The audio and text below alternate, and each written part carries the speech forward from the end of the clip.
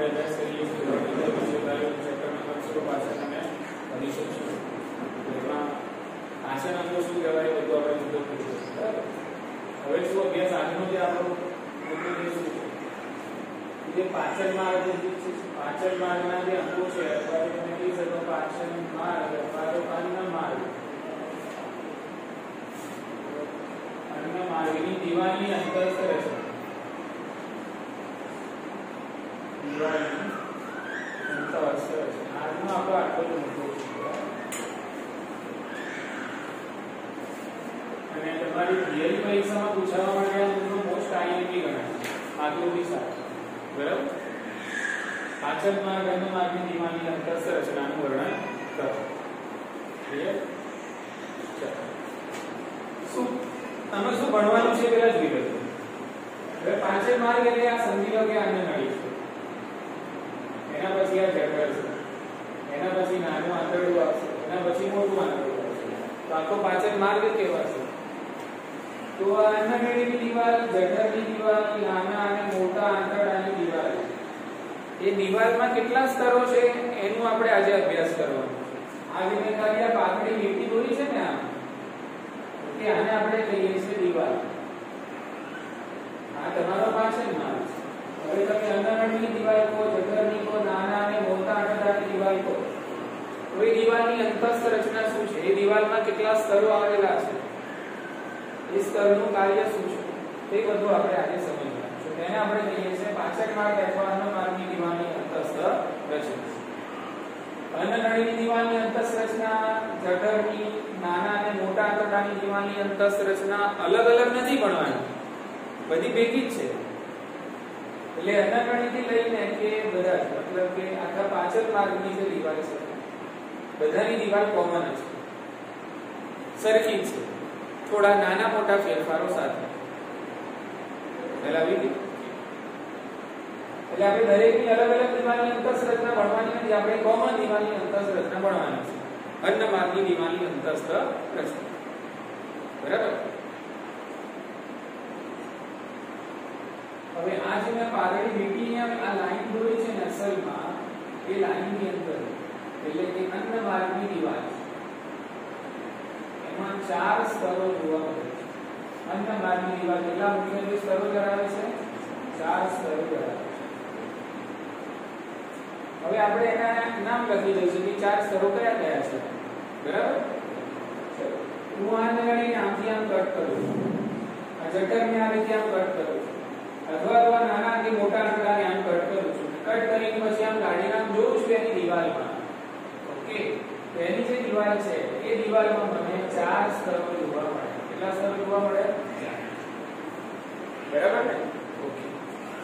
અને આ સેન્ટરનો અહીંયા રાખું છું. આ છે પોલાણ. આ શું છે? પોલાણ. પોલાણ એટલે આ રસ્તો. આ રસ્તો છે, આને પોલાણ કહેવાય. શું કહેવાય આને? પોલાણ. એટલે આમાં જતું હશે તમારો ખોરાક અને આ થઈ ગઈ તમારી દિવાલ. એટલે દિવાલ આ છે. બોલો, ક્લિયર મગજમાં વાત? એટલે આ દિવાલની અંતસ્થ રચના આપણે ભણવાની છે. તો આ દિવાલમાં કેટલા સ્તરો આવેલા છે? કેટલા છે? 4 સ્તરો આવેલા છે. ખ્યાલ આવી ગયો? એ 4 સ્તરોના આપણે પહેલા નામ લખીએ. તો સૌથી બહારનું સ્તર જે છે એને કહેવાય છે લસિક સ્તર. એને કહેવાય લસિક સ્તર. અંગ્રેજીમાં એને કહેવાય સિરોસા. એટલે આ સૌથી બહારનું આ જે સ્તર છે એને નામ આપ્યું તમે લસિક સ્તર. લસિક સ્તરની અંદર એક સ્ટેપ આગળ વધશો એટલે તમને રસ્તામાં મળશે સ્નાયુ સ્તર. સ્નાયુ સ્તર એટલે આને કહેવાય મસ્ક્યુલર લેયર. મસ્ક્યુલર એટલે સ્નાયુમય અને લેયર એટલે સ્તર. તો એ દોરી દઉં છું અહીંયા. આટલેથી આટલે સુધીનું જે સ્તર છે સૌથી બહારનું જે છે એ તો લસિક સ્તર છે. એના પછીનું આટલું જે સ્તર છે આને કહીશું કયું સ્તર? સ્નાયુ સ્તર. બરાબર. સ્નાયુ સ્તરની અંદર એક સ્ટેપ જઈશ એટલે મને રસ્તામાં મળશે અધઃ શ્લેષ્મ સ્તર. અધઃ શ્લેષ્મ સ્તર. અંગ્રેજીમાં એને કહેવાય સબમ્યુકોસા. સબમ્યુકોસા. એ પણ દોરી દઈએ આપણે, y પણ દોરી દઈએ. એટલે આ જે સ્તર થયું બરાબર, આ થઈ ગયું કયું સ્તર? અધઃશ્લેષ સ્તર. અને એના અંદરનું આ જે સ્તર છે આ સ્તર, આને આપણે નંબર 4 શ્લેષ્મ સ્તર. શ્લેષ્મ સ્તરને કહેવાય છે મ્યુકોસા. અને શ્લેષ્મ સ્તરની અંદર જશો તો પછી તો તમે ક્યાં આવી ગયા? પોલાણમાં આવી ગયા. એટલે આ છે પોલાણ, આ છે અન્નમાર્ગનું પોલાણ. ચાલ આવી ગયું. અન્નમાર્ગની દિવાલમાં 4 સ્તરો આવેલા છે.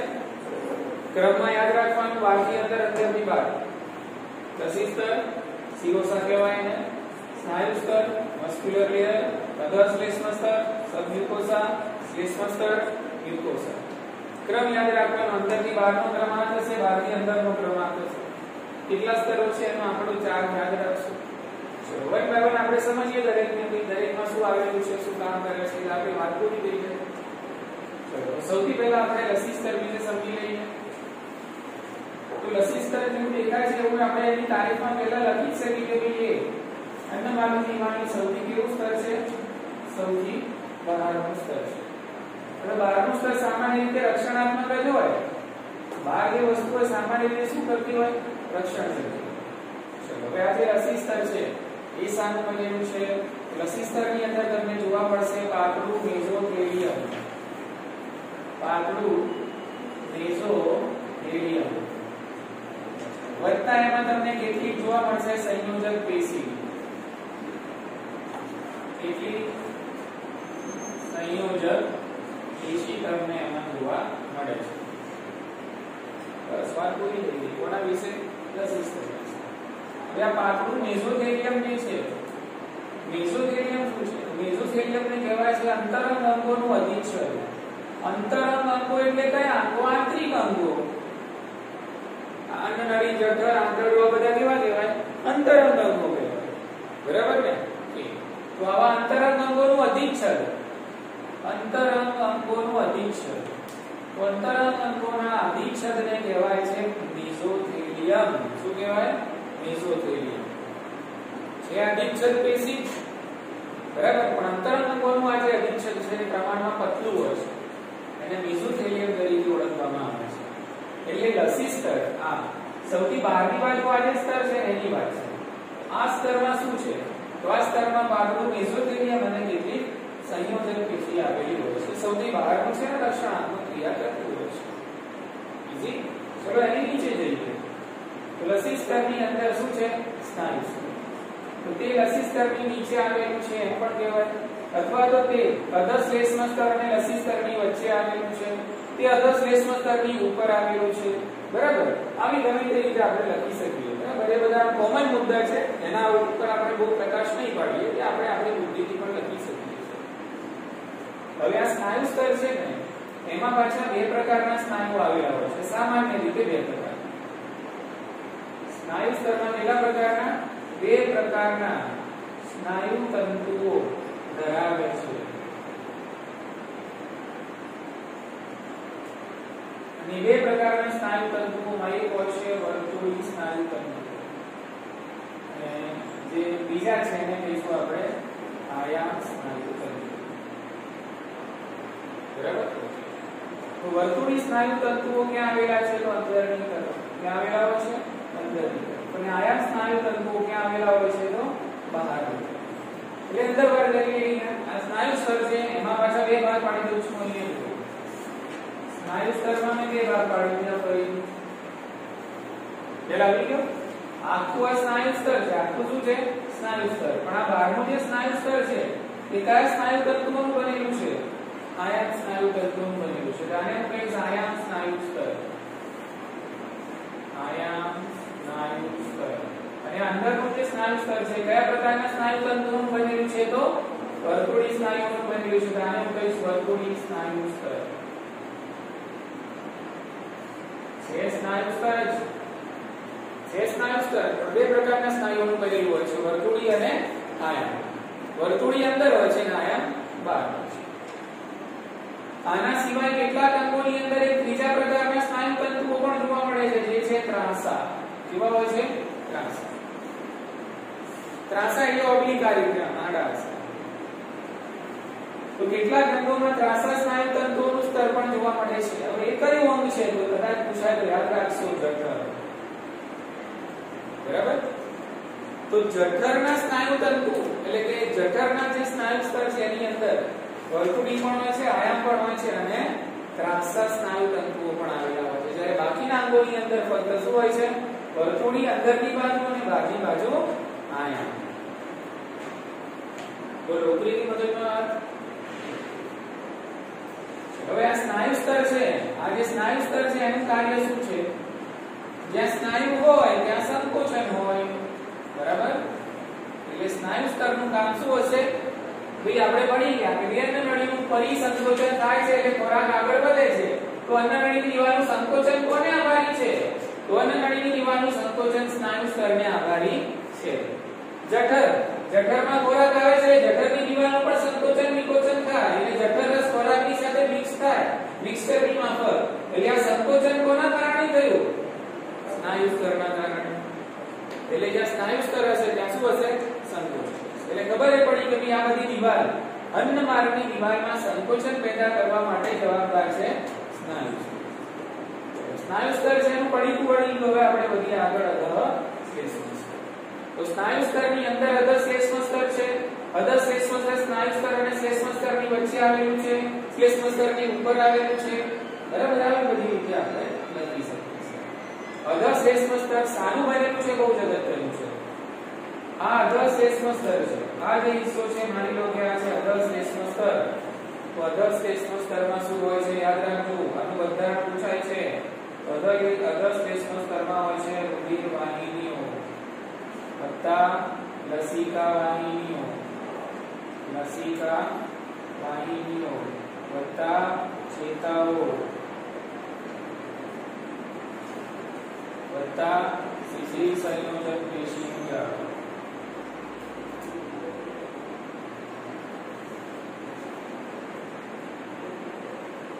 આ થઈ ગયું અધઃશ્લેષ્મ સ્તરનું બંધારણ. તો અધઃશ્લેષ્મ સ્તરમાં શું છે? રુધિર વાહિનીઓ છે, લસિકા વાહિનીઓ છે, ચેતાઓ છે અને શિશિર સંયોજક પેશીનું જાળું આપણને અધઃશ્લેષ્મ સ્તરમાં જોવા મળે છે. અને જો આ અધઃશ્લેષ્મ સ્તર, આ અધઃશ્લેષ્મ સ્તર કોનું છે? દાખલા તરીકે પક્વાશયનું છે. તો પક્વાશય શું? તો નાના આંતરડાનો સૌપ્રથમ ભાગ. એટલે આ જે દોરેલો છે પક્વાશય છે. તો પક્વાશયના અધઃશ્લેષ્મ સ્તરમાં ઘણીવાર આપણને ગ્રંથિઓ જોવા મળે છે.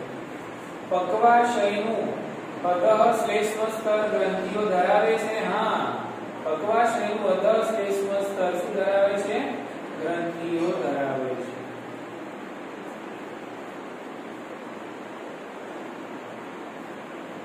મગજમાં વાત. પક્વાશયનું અધઃશ્લેષ્મ સ્તર ગ્રંથિઓ ધરાવે છે અને આ ગ્રંથિઓનું નામ બુકમાં નથી આપેલું પણ નીટ માટે આઈએમપી છે ને પૂછાય છે. બ્રુનરની ગ્રંથિઓ. આ જે ગ્રંથિઓ છે એનું નામ બ્રુનરની ગ્રંથિઓ. તો ખબર પડી કે બ્રુનરની ગ્રંથિઓ ક્યાં આવેલી છે? પક્વાશયના અધઃશ્લેષ્મ સ્તરમાં. ઉતરી મગજમાં વાત. પક્વાશયના અધઃશ્લેષ્મ સ્તરમાં બ્રુનરની ગ્રંથિઓ આવેલી છે. બીજા કોઈના પણ અધઃશ્લેષ્મ સ્તરમાં બ્રુનરની ગ્રંથિઓ હોય નહીં, ફક્ત પક્વાશયના અધઃશ્લેષ્મ સ્તરમાં જ બ્રુનરની ગ્રંથિઓ જોવા મળે. ચલો, બ્રુનરની ગ્રંથિઓમાંથી શાનો સ્ત્રાવ થાય છે? તો બેઝિક પ્રવાહીનો એટલે કે આલ્કલાઇન. આલ્કલાઇન બેઝિક પ્રવાહીનો સ્ત્રાવ થાય છે. અને સામાન્ય રીતે એમાં ઉત્સેચકો હોતા નથી એટલે આ જે સ્ત્રાવ છે એ કેવો છે? બિન ઉત્સેચકીય છે. બિન ઉત્સેચકીય.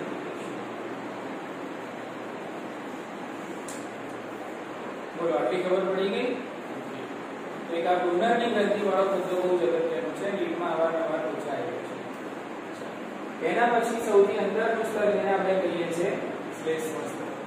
અન્નમાર્ગની દીવાલનું સૌથી અંદરનું સ્તર. અહીંયા ટાઇટલમાં ની તારીખમાં લખીશું આપણે સૌથી અંદરનું સ્તર છે. સૌથી અંદરનું સ્તર છે. માની લો કે આ શ્લેષ્મ સ્તર જઠરનું છે. અહીંયા જઠરનું શ્લેષ્મ સ્તર છે, તો જઠરનું શ્લેષ્મ સ્તર કેવું હોય છે? તો જઠરનું શ્લેષ્મ સ્તર અનિયમિત ઘડીઓ ધરાવે છે.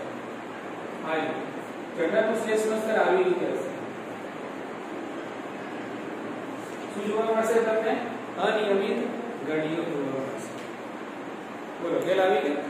શ્લેષ્મ સ્તર કોણ? શ્લેષ્મ સ્તર.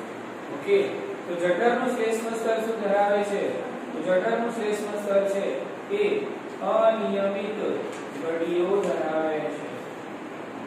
અંગ્રેજીમાં એને લ્યુજી કહેવાય. લ્યુજી. બરાબર? ચલો હવે નાના આંતરડાના શ્લેષ્મ સ્તરની વાત કરો. ભાઈ નાનું આંતરડું, તો નાના આંતરડાનું શ્લેષ્મ સ્તર હોય ને એ આવી રીતે આમ આંગળીઓ જેવા પ્રવર્તો ધરાવે. શું ધરાવશે? આવી રીતે આંગળીઓ જેવા પ્રવર્તો. કૃત્રિમ મગજમાં વાત સમજી લો કે નાનું આંતરડું છે તો આનું શ્લેષ્મ સ્તર આવી રીતે છે. આંગળીઓ જેવા શું ધરાવતું હશે? આ પ્રવર્તો ધરાવતું હશે.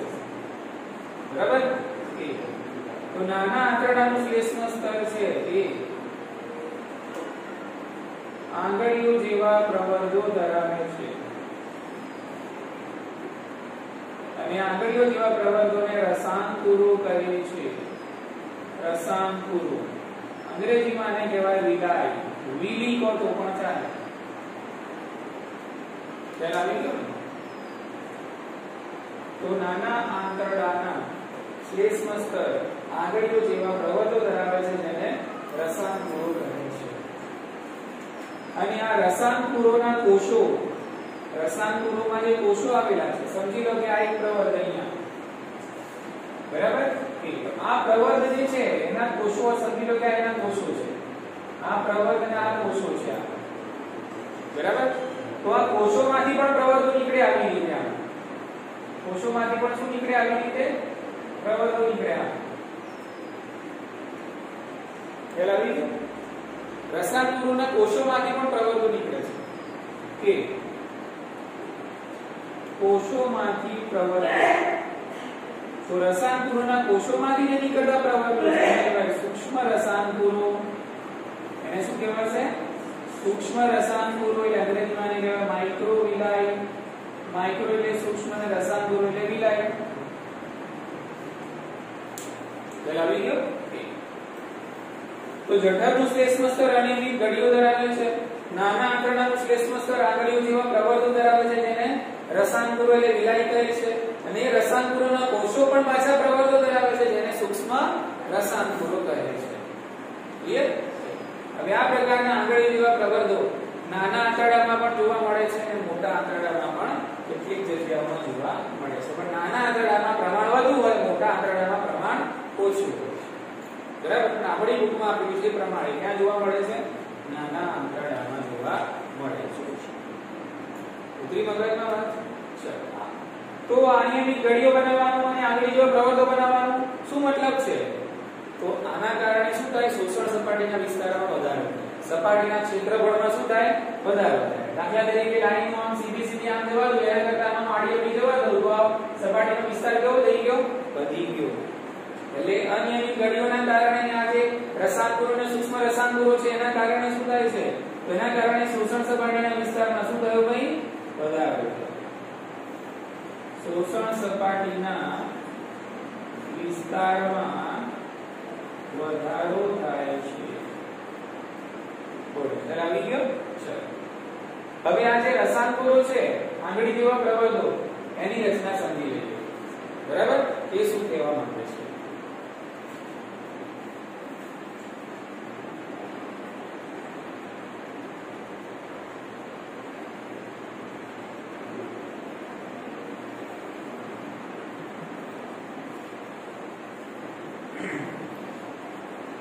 એક અને બે આ બે રસાંકુરો મેં અહીંયા લઈ લીધા એમ સમજો. બરાબર? તો આ જે રસાંકુરો છે સૂક્ષ્મ, આ રસાંકુરો છે અને આ રસાંકુરોની ઉપર આ રીતે કોષો આવેલા હોય છે. અહીંયા કોષો હોય, આ રીતે આમ એની દીવાલમાં કોષો ગોઠવાયેલા. અને આ કોષો છે એમાંથી પણ નીકળે પ્રવર્તો આવે. આને કહેવાય સૂક્ષ્મ રસાંકુર. બરાબર. હવે આ બિલાઈ આ રસાંકુરમાં શું છે? તો રસાંકુરની અંદર આવેલી હોય છે રુધિર કેશિકાનું જાળું. શું છે અહીંયા? રુધિર કેશિકાનું જાળું.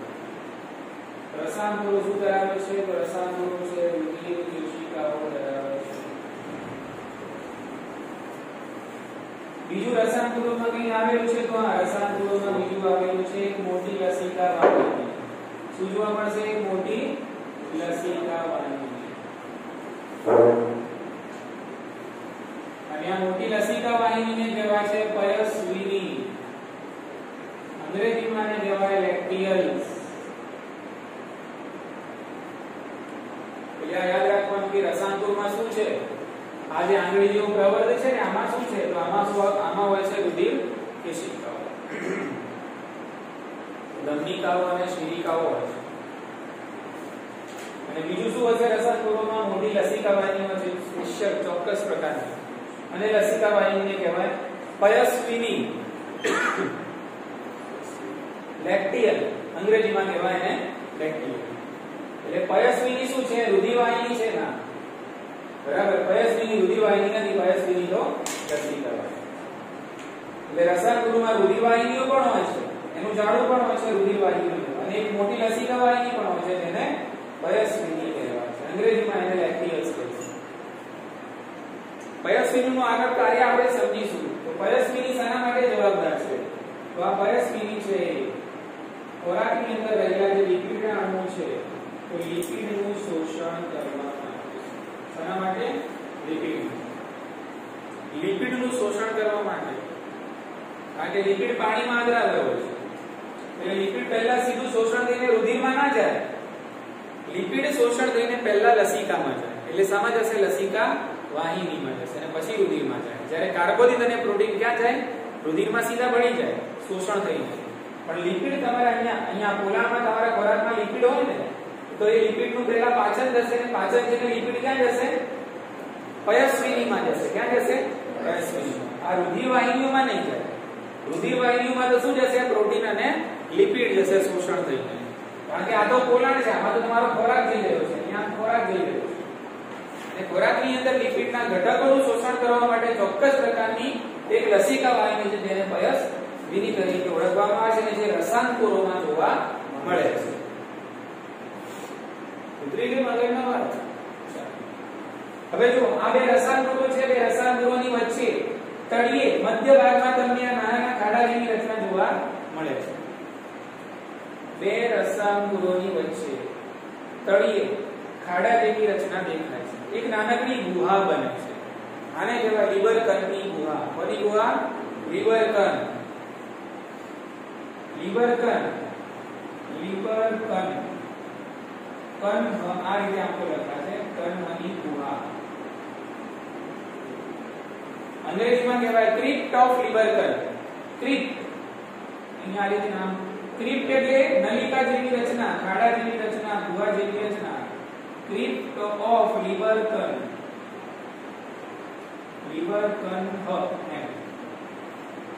ક્રિપ્ટ ઓફ લીવર કણ. લીવર કણની નલિકા કહો તો પણ ચાલે, લીવર કણની ગુહા કહો તો પણ ચાલે. બરાબર. તો લીવર કણની ગુહા ક્યાં આવેલી છે? તો બે રસાંકુરોની વચ્ચે તળિયાના ભાગે મધ્યમાં નાનકડા ખાડા જેવી જે રચનાઓ છે એને લીવર કણની ગુહા તરીકે ઓળખવામાં આવે છે. ખ્યાલ આવી ગયો? અને આ લીવર કણની ગુહા જે છે એ જ બને છે આંતરગ્રંથિઓ. એને શું કહેવાય? આંતરગ્રંથિઓ. એટલે આ લીવર કણની ગુહાઓ આંતરગ્રંથિઓ તરીકે વર્તે છે. આંતરગ્રંથિઓ તરીકે વર્તે છે. અને આંતરગ્રંથિઓમાંથી આંતરરસનો સ્ત્રાવ થાય છે. આંતરરસનો સ્ત્રાવ થાય છે. બોલો આટલી ખબર પડી? ખ્યાલ આવી ગયો ને? એટલે આ ક્રિપ્ટ ઓફ લીવર કણ એ જ આંતરડાની ગ્રંથિઓ છે, એ જ આંતરગ્રંથિઓ છે અને એમાંથી સ્ત્રાવ થાય છે આંતરરસ. ઉતરી ગયો મગજમાં વાત છે?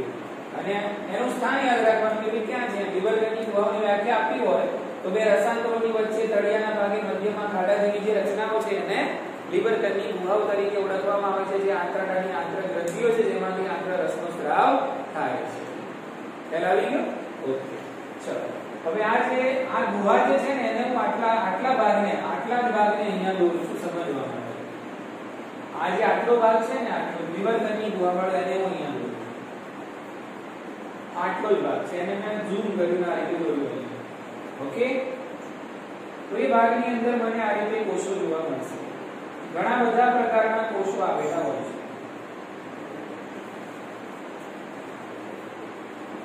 ઓકે, તો આ લીવરકરની ગુહાની જે સપાટી છે એ ગુહાની સપાટી છે એમાં મને જોવા મળશે ગોગલેટ કોષો. કયા કોષો જોવા મળશે? ગોગલેટ કોષો, જેને આપણે કહીએ છીએ શ્લેષ્મસ્ત્રાવી કોષો. અને આ ગોગલેટ કોષો શાનો સ્ત્રાવ કરે છે? શ્લેષ્મનો સ્ત્રાવ કરે છે.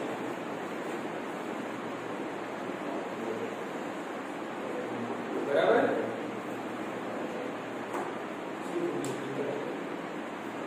લીવરકરની ગુહાની દિવાલમાં આવેલા હોય છે ગોગલેટ કોષો. ગોગલેટ કોષો એટલે શ્લેષ્મસ્ત્રાવી કોષો અને શ્લેષ્મનો સ્ત્રાવ. આના સિવાય જે બુકમાં નથી આપેલું પણ અવારનવાર રીડમાં પૂછાયેલું છે, ત્યાં લીવરકરની ગુહામાં બીજા એક ચોક્કસ પ્રકારના કોષો આવેલા હોય છે જેને પેનેથ કોષો કહેવાય. કયા કોષો? પેનેથ કોષો. અહીંયા આવેલા હોય છે કયા કોષો? પેનેથ કોષો. પેનેથ કોષો શાનો સ્ત્રાવ કરે છે? તો એ લોકો એન્ટી માઇક્રોબિયલ પેપ્ટાઇડનો સ્ત્રાવ કરે છે. એન્ટી માઇક્રોબિયલ પેપ્ટાઇડનો સ્ત્રાવ કરે છે. અને એન્ટી માઇક્રોબિયલ પેપ્ટાઇડ શું કરે છે? તો આંતરડામાં સૂક્ષ્મજીવોનું નિયંત્રણ કરશે. એટલે રોગકારક જે સૂક્ષ્મજીવો છે, બરાબર, એનાથી ચેપ થતો બચાવશે. આપણા અન્ન માર્ગની અંદર સૂક્ષ્મજીવો હોય છે, કેટલાક ફાયદાકારક હોય છે, કેટલાક નુકસાનકારક. કેટલાક રોગ પેદા કરે એની જરૂર નથી, પણ જે રોગ નથી પેદા કરતા, કે જે તમારા ખોરાકની અંદર રહેલા જે પોષક તત્વો છે એના પાચન અને શોષણ માટે જવાબદાર છે, એવા સૂક્ષ્મજીવો તો જોઈએ. એવા સૂક્ષ્મજીવો જોઈએ, કારણ કે સૂક્ષ્મજીવોમાંથી કેટલાક વિટામિનોનું તત્વ હોય છે સંશ્લેષણ, અને એવા કેટલાક કારકોનું સંશ્લેષણ એ સૂક્ષ્મજીવો કરે છે કે જે તમારા ખોરાકની અંદર રહેલા ઘટકોના પાચનમાં અને શોષણમાં મદદ કરે છે. એટલે સૂક્ષ્મજીવો બે પ્રકારના હોય છે, બિન રોગકારક અને રોગકારક. રોગકારક છે એને પેથોજન કહેવાય. શું કહેવાય? પેથોજન કહેવાય. બરાબર? એવા રોગકારક જે સૂક્ષ્મજીવો છે એનું અહીંયા થશે નિયંત્રણ. એટલે અહીંયા આ જે કોષો છે, કયા કોષો? પેનેથના કોષો. તો પેનેથના કોષોમાંથી શાનો સ્ત્રાવ થશે? એન્ટી માઇક્રોબિયલ પેપ્ટાઇડ એટલે કે પ્રોટીનનો સ્ત્રાવ થશે. અને એ સૂક્ષ્મજીવોનું શું કરશે? નિયંત્રણ. ક્લિયર ને? એટલે એન્ટી માઇક્રોબિયલ પેપ્ટાઇડ શું કરે છે? તો એન્ટી માઇક્રોબિયલ પેપ્ટાઇડ છે એ આંતરડામાં સૂક્ષ્મજીવોને નિયંત્રિત કરે છે. સૂક્ષ્મજીવોને નિયંત્રિત કરે છે. એટલે પૂછાય કે પેનેથના કોષો ક્યાં આવેલા છે? તો લીવરકરની ગુહામાં. ક્યાં આવેલા છે? લીવરકરની ગુહામાં આવેલા છે. પેનેથ કોષોનું કાર્ય શું છે?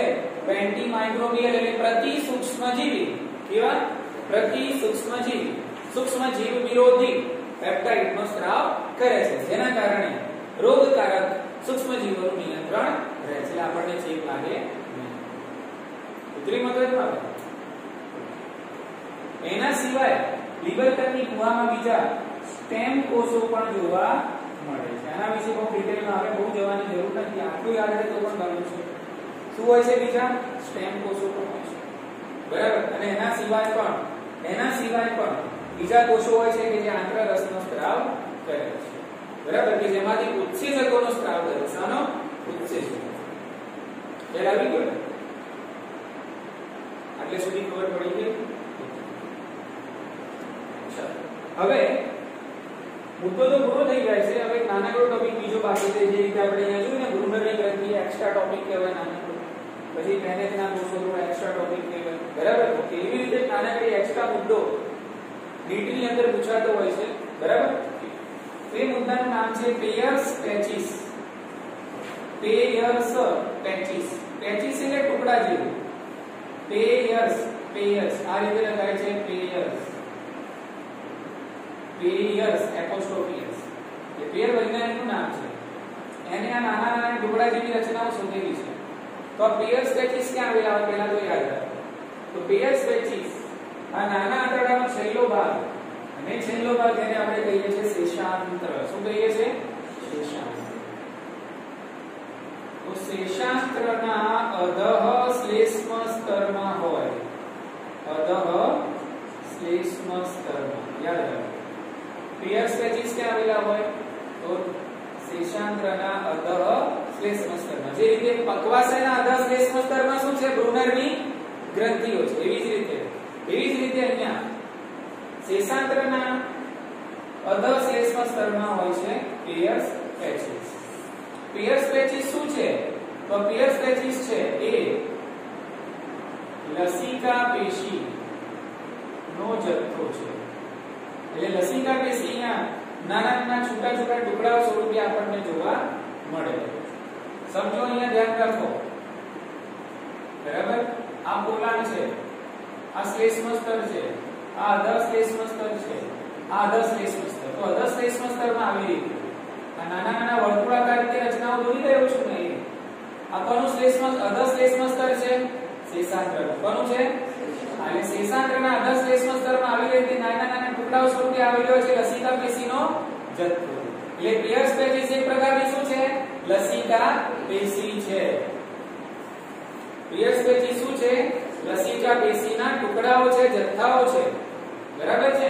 અને એ શેષાંત્રના અધઃ શ્લેષ્મ સ્તરમાં આવેલા હોય છે.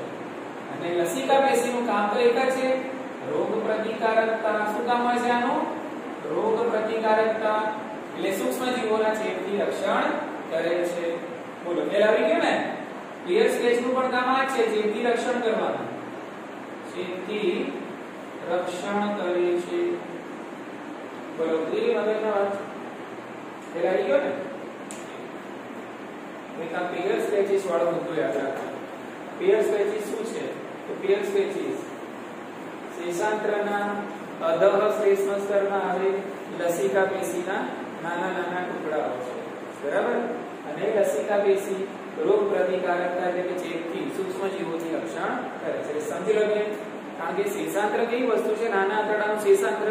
તમે જે ખોરાક લો છો ને, ખોરાકમાંથી મોટા ભાગના પદાર્થોનું શોષણ શેષાંત્રમાં નહીં થાય, પાચન પક્વાશયમાં થાય, પણ શોષણ શેષાંત્રમાં થાય. એટલે શોષણની અંદર સાથે સાથે સૂક્ષ્મજીવો ના જતા રહે ને એના માટે આપણે શું મૂકી દીધું? અહીંયા સિક્યોરિટી મૂકી દીધી. અને સિક્યોરિટી કઈ છે?